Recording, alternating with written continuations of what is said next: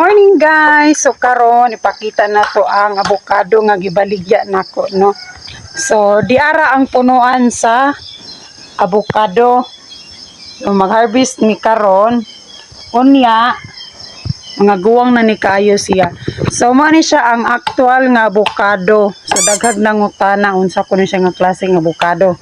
So ako ko kay bag unsa ni siya nga klase sa avocado. Pero gato ni siya mabrihan. Nindot kayo ang sulod. So, tulo ka adlaw na ni siya na hinog na no ang avocado. So, usa kapad sa ako ang kamot.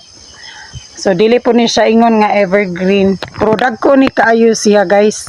Mana siya ang aktual nga bunga sa avocado no.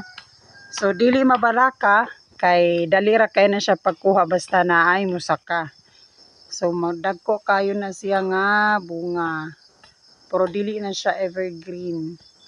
So atong testingan unsay color ani sa avocado.